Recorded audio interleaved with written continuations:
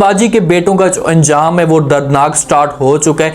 किस तरीके से एक एक करके ये जलील होंगे। अगर इन लोगों को अपनी गलती का एहसास होता है, ये मरने से पहले बेबाजी के पास जाते हैं, तो क्या बेबाजी इन लोगों को माफ कर देगी? ये सब कुछ आज की हिस्सों में बताएंगे। जो नए लोग हैं मेरे चैनल पे, जल्दी से चैनल को सब्सक्राइब कर दें। अज़रा बेबाजी के ऊपर इतना जुल्म करती है कि इसको सारा का सारा सामान पैक करके दे देती है और इसे ओल्ड हाउस में भेज देती है जहां पर बूढ़ी औरतें या बूढ़े वालिदैन रहते हैं। वहां पर ये जाती है, उसके सामने जो वो मैडम आती है जो इंचार्ज होती है, इससे सारी की सारी पूछ को शुरू कर देती है। कहती है कि भाई आप कहाँ से आई हो, आपके साथ किस तरीके से जुल्म हो। बेबाजी सारी की सारी स्टोरी जो है वो बता देती है और उससे ये भी पूछती है कि भाई आपके बेटे कितने थे। तो बेबाजी बताती है कि भाई मेरे 4 बेटे थे, लेकिन बड़ी शर्मिंदगी के साथ बता दिए। देखिए कि जहां पर इसे अपने बेटों के ऊपर फख्र होना चाहिए था, लेकिन आज इसका साथ जो है वो किस तरीके से झुका हुआ है, अपनी नज़रें नीचे करके ये बताती है।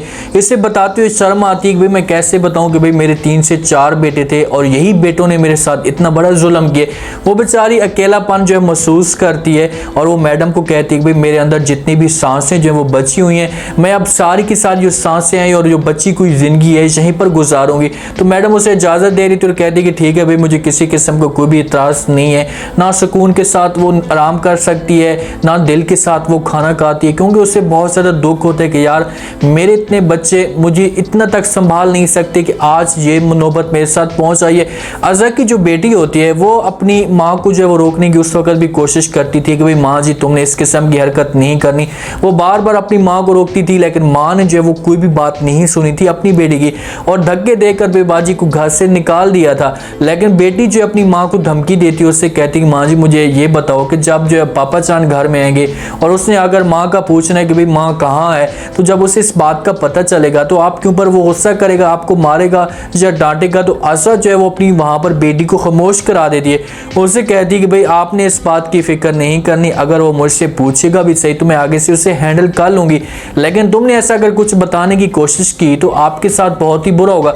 आप देखें कि बेटी जो है वो अपनी माँ को धमकी देती है, उससे कहती है कि भाई आपने दादी के साथ जो है वो जुल्म किया है, इसके साथ ऐसा नहीं करना चाहिए था, मैं जाकर अपने पापा को बताऊंगी। लेकिन अज़रा इसे चुप कर आती है कि भाई अगर तुमने बताने की कोशिश की। जैसे जमाल घर पे आता है तो उसने तो लाजमी तौर पर अंधा तो नहीं है, ना उसके जो कान बहरे होंगे, वो अपने बेगम से जाकर पूछ भी सकता है कि भाई मुझे ये बताएं कि भाई माँ जी कहाँ है। तो अगर अज़रा आगे से बताती है, ऐसे झूठ बोलती है कि भाई वो आसमा के पास गई है, जब वो फरद के पास रहने के लिए चली गई है, तो जमाल का हक बनता है कि वो अपने भाइयों के साथ रब्ता करे, कांटेक्ट करे, उनसे पूछे कि भाई माँ जी आप लोगों के पास पहुंची है या नहीं।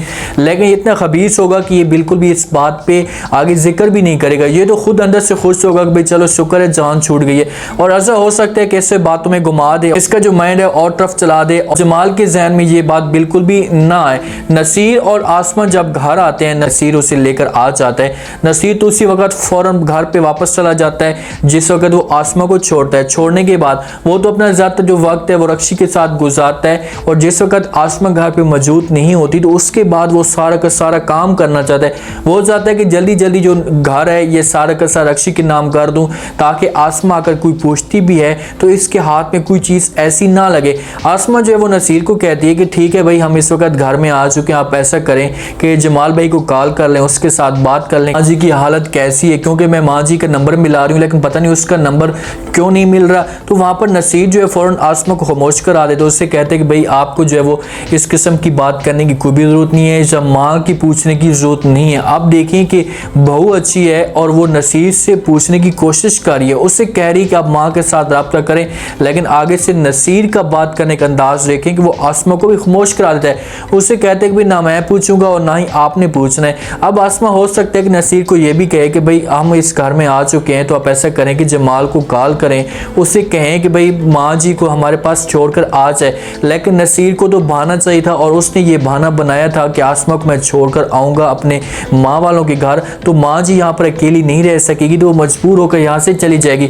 और इस प्लान में वो कामयाब हो जाता है। वो कैसे अपनी माँ को इस घर में लेकर आ सकते हैं। रक्षी के साथ मुलाकात करते हैं, लाइफ को जो है वो एंजॉय कर रहे होते हैं। रक्षी को कहते हैं कि भाई फ्लैट जो है बहुत जल्द तुम्हारे नाम हो जाएगा, बस 2 या 3 सिग्नेचर रहते हैं, उसके बाद तुम उस फ्लैट की मालकन बन जाओगे। और रक्षी यही चीज़ें चाहती है कि भाई पैसा तो मैंने सारा का सारा इससे समेट लिया है, अब सिर्फ और सिर्फ इसके पास जो बचा कुछ फ्लैट है वो जैसे ही मेरे नाम पे होता है तो उसके बाद ये नसीर को जो है वो केक मारना शुरू कर देगी।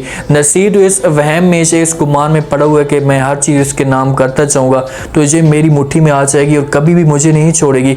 लेकिन उसने अपनी माँ को ये चीज़ें बताई हुई थी कि भाई जिस दिन मेरे सामने ये चीज़ें आ जाएंगी, जब मेरे हाथ लग जाएंगी तो उसके बाद नसीर को मैं किक मार दूंगी, कभी भी इसे मुंह नहीं लगाऊंगी। अब जब घर जाता है नसीर, हो सकता है कि नसीर जो है वो रक्षी के साथ कॉल पे बात कर रहा हो, और ये भी हो सकता है कि वो रक्षी को साथ लेकर जा रहा हो, या ये भी हो सकता है कि मोबाइल से जो है वो आसमा ने रक्षी की तस्वीरें देख ली हो तो वो फ़ौरन नसीर से पूछना शुरू कर देती, उससे कहती भाई ये कौन है, आपके इसके साथ क्या ताल्लुक़ है और आपके पास ये कैसे आ गई है। तो नसीर खुलकर आप बता देता है आसमा को, उससे कहते हैं कि भाई ये आपकी होने वाली सौतन है। ये बातें जब आसमा सुनती है तो आसमा के ऊपर पहाड़ बन गई हैं, क्योंकि आसमा को इस बात का यकीन नहीं था। उसे इस बात का अंदाज़ा तो था कि भाई नसीर मेरे साथ जुल्म कर सकता है, मुझे मार सकता है, कभी भी मुझे इस किस्म का धोखा नहीं दे सकता, लेकिन इसने इसे इस तरह धोखा दिया है। आसमा को चाहिए कि अब इस जगह पर कोई आकर नोटिस ले, वो कोई ऐसी बात करे, जाकर पुलिस में जो है वो रिपोर्ट दर्ज करे ताकि इसे अपना जो हक मिल सके। अब नसीर इसे दबाने की कोशिश करेगा, एक दूसरे कोई हक भी नहीं देगा और दूसरा यहाँ से इसे तलाक देगा। ये चीज़ें आप आसमा किसी के साथ शेयर भी नहीं कर सकती, उसे बता भी नहीं सकती। अपनी माँ थी उस वक़्त, उसके साथ ये सारे के साथ दुख शेयर करती थी, लेकिन माँ भी हमेशा के लिए छोड़कर चली गई है। उसका अब किसी के साथ कोई भी राब्ता नहीं है। सबसे पहले जो बुरा अंजाम है वो वासिफ से स्टार्ट हो जाता है। वासिफ का यहाँ पर जो उसने बिजनेस स्टार्ट किया हो, इससे जो है वो फ्रॉड मिल चुका हो, जिसकी वजह से वासिफ को जो है वो अटैक होता है, और जिसे अटैक होता है फ़ौरन इसे हॉस्पिटल में लेकर जाते हैं, डॉक्टर साथ चेक करते हैं तो हो सकता है कि इसी कोई ऐसी बड़ी सी बड़ी बीमारी बता दें और ये भी कह सकते हैं कि ये अब नहीं बच सकता। तो फरज जो है वो यहाँ पर चीखेगी चिल्लाएगी, वासिफ इसी तरीके से जलील होगा। नसीर का जो अंजाम है वो भी अब स्टार्ट हो चुका है, क्योंकि माँ हमेशा के लिए घर छोड़कर चली गई है, और जिस दिन से माँ घर छोड़कर गई है तो उसी दिन से नसीर के जो घर की बर्बादी के दिन स्टार्ट हो जाएंगे। पहले घर में माँ मौजूद थी तो नसीर को इन चीज़ों से रोकती थी, उससे मना करती थी कि भाई तू इस किस्म की हरकतें ना कर, लेकिन नसीर उस वक्त रुक जाता था डर की वजह से। लेकिन अब आज़ाद है और खुलकर ये काम कर रहा है तो अब खुलकर इसकी बर्बादी भी होगी। बाजी को तो अपनी पुरानी जार मिल जाती है, वहाँ पर उसके साथ मुलाकात करती है शमीम के साथ, दोनों एक दूसरे को गले मिलते हैं और दोनों जो एक दूसरे के साथ जो वो स्टोरी बयान करते हैं। वो भी बेचारी, उसको भी बहू ने और अपने बेटे ने जो है वो घर से निकाल दिया था। अब बेबाजी भी सारी की सारी बातें जब सुनेगी बताएगी तो शमीम इन बातों पे यकीन नहीं करेगी कि भाई तुम्हारे साथ ऐसा कैसे हो सकता है कि भाई तुम्हारे बेटे इतना ज़्यादा तुम्हारे साथ प्यार करते थे, इतनी मोहब्बत करते थे और आज इस मकाम तक पहुंच चुके हैं। वलीद को तो इन बातों का बिल्कुल भी नहीं पता, क्योंकि वलीद को माँ बताना भी नहीं चाहती थी कि अगर मैं इससे बताऊंगी तो इसका जो बिजनेस होगा वो डिस्टर्ब होगा, या इसके आगे जो है वो मुश्किलात आएंगी। इसी वजह से उसके साथ कोई भी बात शेयर नहीं करती। अगर करती तो हो सकता है कि वलीद आ जाता और इसे जो वो साथ लेकर चला जाता। ये चीज़ें होंगी। अब ड्रामा जो है वो एंड पे आ चुका है। वासिफ से जो बर्बादी स्टार्ट हो चुकी है, नसीर की भी बर्बादी आगे से नजर आती आ रही है। जिसने जुल्म किया है सबसे ज़्यादा अज़हर ने धक्के देकर घर से बाहर निकाला, तो अब अज़हर का अंजाम रहता है। अगर जमाल को पता चलता है तो जमाल ने तो लाजमी तौर पर अज़हर को तलाक देनी है। थोड़ी बहुत इसके अंदर हो सकता है कि गैरत हो और वो गैरत के नाम से इस तरह का जो कदम उठाए। उम्मीद है आज के रिव्यू, आज का ये टीजर आप लोगों को पसंद आया होगा। आपने कमेंट सेक्शन में अपनी कीमती लास्ट में बताना आपको क्या लगती है, क्या आपकी बाजी मरने से पहले अपने बेटों को माफ कर देगी, क्योंकि इसकी डेथ तो लाजमी तौर पर होनी है, लेकिन इन बेटों का अंजाम क्या होगा ये सब कुछ आपने बताना। चैनल को लाजमी सब्सक्राइब कर दें, अपना खास ख्याल करें, दुआ में याद रखें। मुझे इजाजत, अल्लाह।